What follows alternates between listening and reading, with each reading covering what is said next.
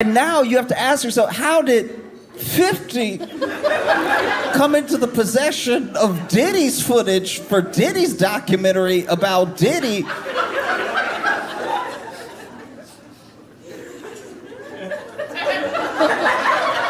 This is crazy because he's making a documentary himself, but then he took that documentary.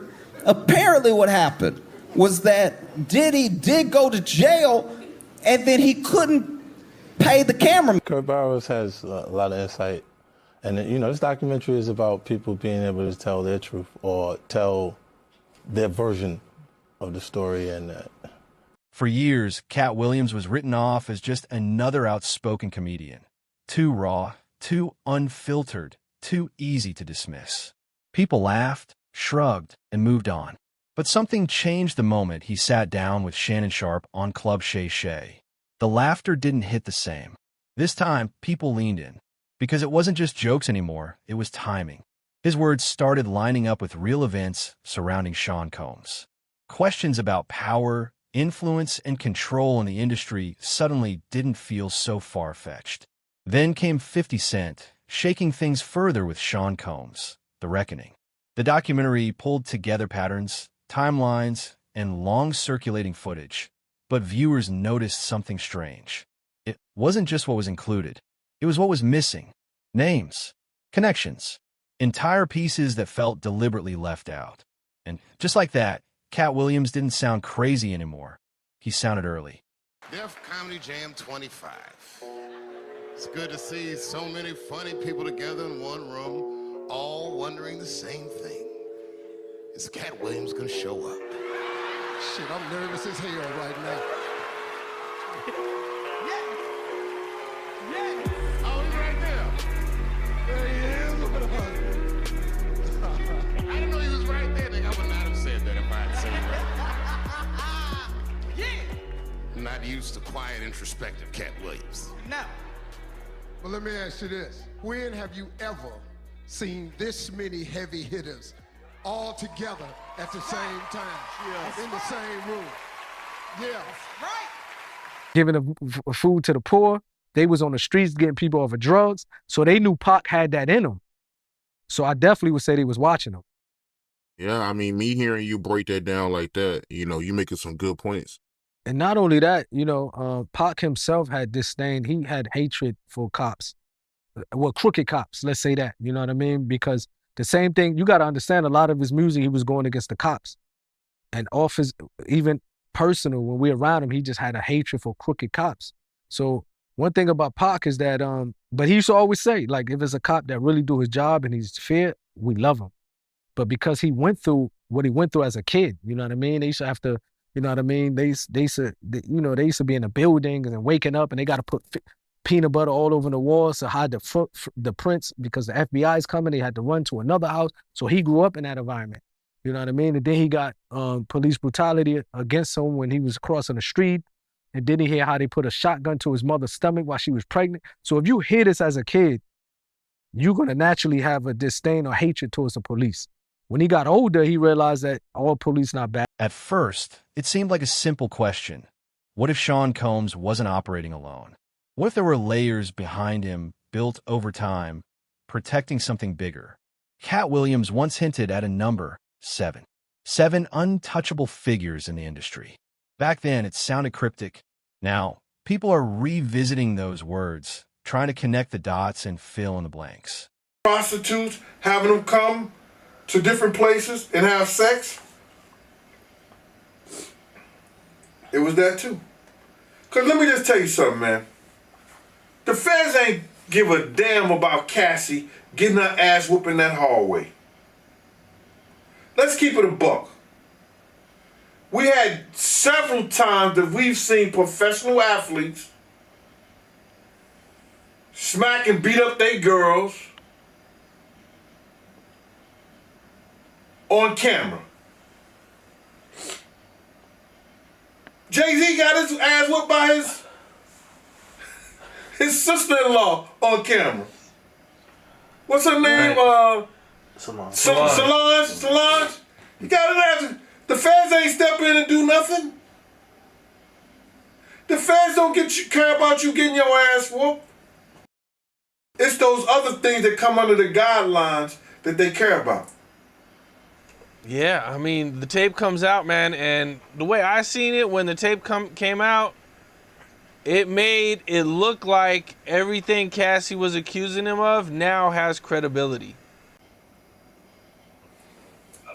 Before we seen that tape, it was a young lady named Gina that accused Puff of punching her, kicking her,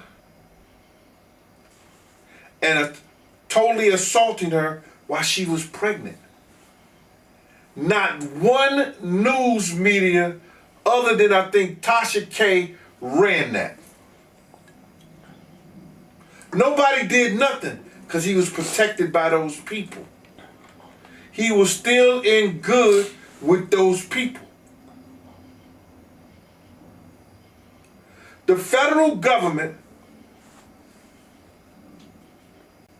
is just as guilty as Diddy. Do you believe that media and people in general, or even people in high places, are scared of Diddy? And they're scared like how powerful he is and the things that he could do to them? I don't think they are scared of him. I think they more so, they don't want him to embarrass their reputation and things that they've been known for. You understand?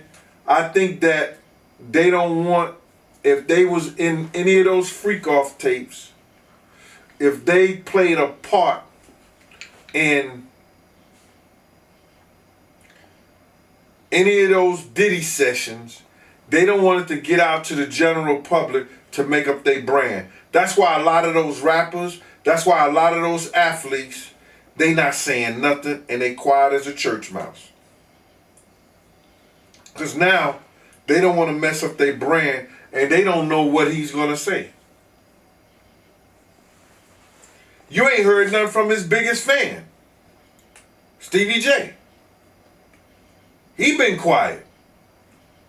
A lot of people are quiet. That's a fact. Well, you know, one of the things that happened right after Diddy was arrested is a long list of CEOs stepped down. What are your thoughts on that? Half of New York City stepped down. So, did you know that, Cam? I didn't know that, no. Yeah. In the mayor's office, damn near everybody is stepping down. From fire chiefs to police chiefs to commissioner of this, commissioner of that, the Board of Education and everything. I'm like, yo, damn, all of them was on Diddy Island? I don't even know. But what I'm saying to you, allegedly, all these people are stepping down because they don't want to lose their pension. They don't want to be brought up in this whole Diddy mess. And they preparing, it appears to me that they preparing, if anything come out, that they could be already out and it won't be a big to-do. They already someplace else. They already living a whole different lifestyle. So if their name came up, it won't be real big, great news because they're not in those positions anymore. That's what it appeared to me. They was getting out those positions so that it won't be a whole media race if they name come up in any of that stuff. They'd be like Kevin Lau, oh, the former CEO of, you know what I'm saying? It'll go away. But if he was still working there, then it'd be a big news and a big to-do. One name that kept resurfacing was Snoop Dogg. His connection to Sean Combs was never hidden. Interviews, appearances, shared moments, all out in the open. Not proof of anything, but enough to raise eyebrows. And what stood out most wasn't what people saw. It was what they didn't. His absence from the conversation didn't feel random. It felt intentional. Then came another unexpected name, Kevin Hart. Fans began digging into old clips, early industry ties, past collaborations. Not as confirmation, but as context. Because in a world like this, proximity to power changes everything. The closer you are, the harder it becomes to separate truth from silence. Unsolved. Well, on all honestly, brother, you would have to ask him that. You know what I'm saying? But if I'm looking at it like that, then I know, you know, those mansions are heavily guarded, one. Two, he wasn't getting the love that he would get. I don't think he's getting love in LA. I don't know. He say he owns LA, he runs LA, he runs Miami, and he runs New York. So by him running LA, as he say he does, I would feel comfortable too. You know what I'm saying? If I knew for a fact that the person they got, and that was enough to call back all of everything, I would feel that comfortable too. But I wouldn't live there. I wouldn't go there. I'd do business and get on out of there. If I was still afraid, I don't think he may have not ever been afraid. You understand? Because he never acted like he was afraid for whatever reason it was. I can't pinpoint it myself, man. The kid had me running around California like it was a joke, and I knew better than that. So by Mace saying that, I guess Mace was like probably putting the finger on Puff a little bit. Yo, dude, you know why you living out there now, because you know big murders was enough to make everything be smooth. Whatever that everything is. Do you think Puffy know who was responsible for Biggie death? Do you think he got some inside info on who killed Biggie? Because the murder is still unsolved, so that is wild for him to be living in L.A. knowing that Biggie got killed in L.A., knowing that the murder is still unsolved. That's crazy, man, when you think about it. Well, if he's listening to the FBI, he knows what happened to Big's killer. He knows what happened to the people who was behind that. If he's listening to the FBI. If he's listening to the streets and everything like that, still in all, they wanted him just as much as they wanted Big. If so much they wanted Big. We knew that Big was having flack from the dog pound cats and maybe a few dudes at death row, or maybe not. Puff was having flack from the dog pound, I guess, and he was trying to straighten that out. That's probably the reason why him and Snoop went to that thing with the Steve Harvey show.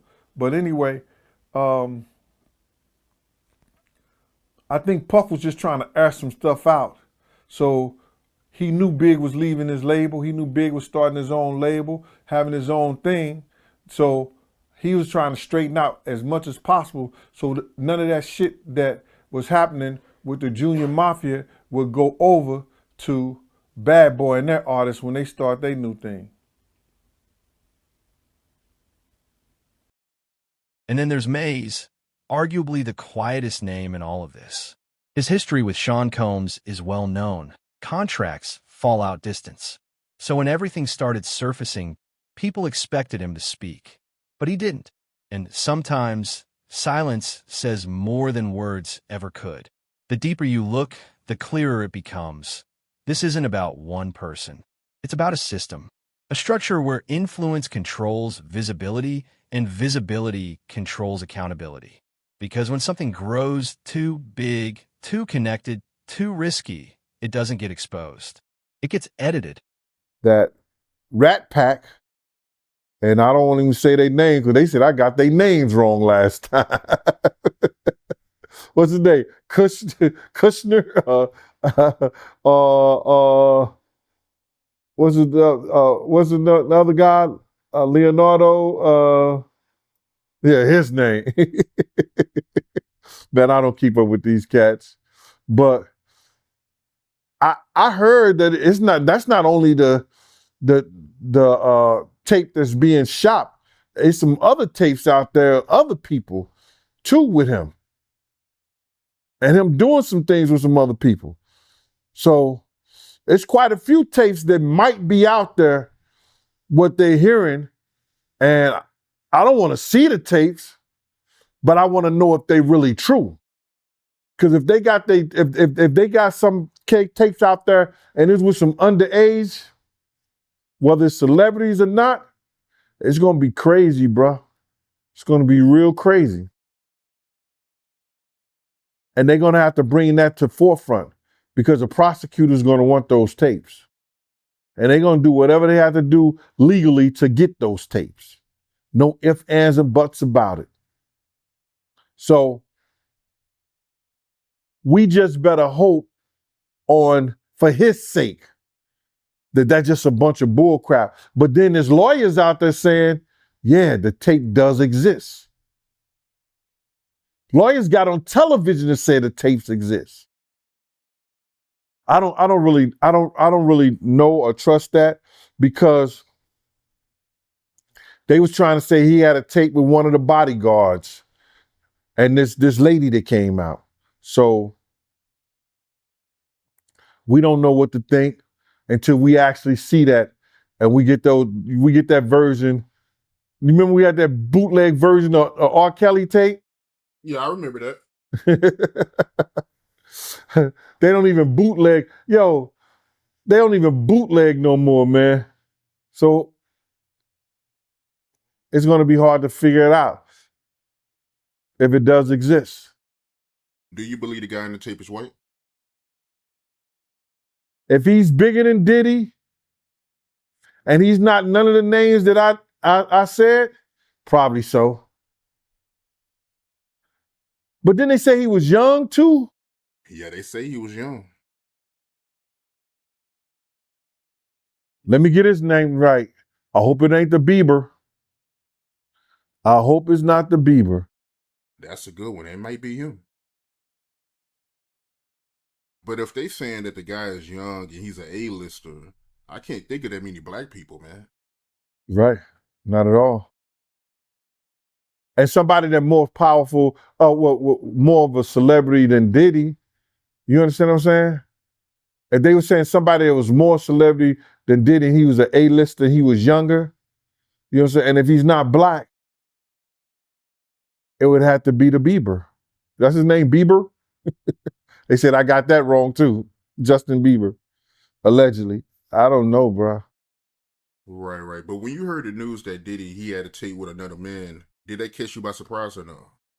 Well,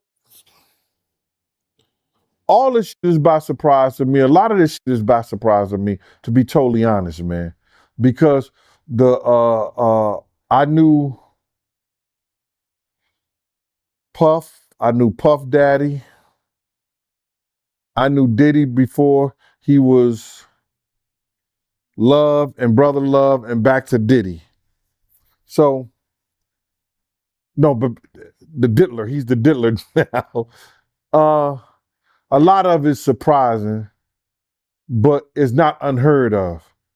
Because you hear of all kinds of shit, and whether it registered with you or you internalize it or something like that, that's a whole nother story.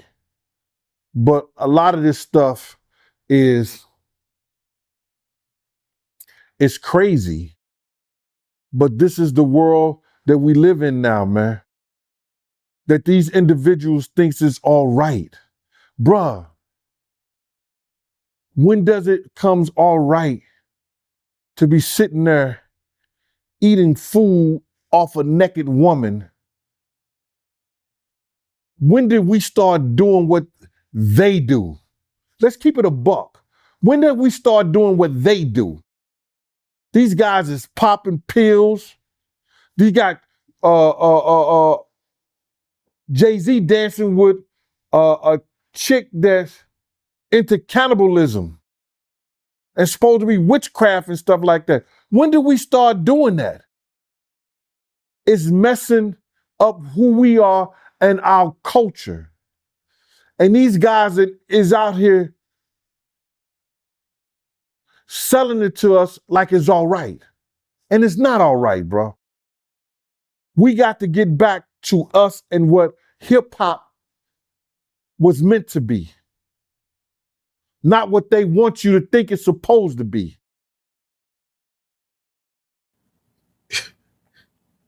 Moni Love was there. Cousin Sonny was there. Imrel was outside smoking a blunt, so she missed the infamous picture with all of us together with Katt. And me and him sitting next to each other, 2 hats on, 2 cats in the hat. Yeah. And he taught me so much in 9 months. Walking away was hard, but it was when the Illuminati first started coming after him. And I'll never forget the day when they breached the house. And I left. You know, back in that moment, Katt was still wearing Kevlar to bed. To bed. I would get in bed with him at night and he would have Kevlar on. Wow. In bed.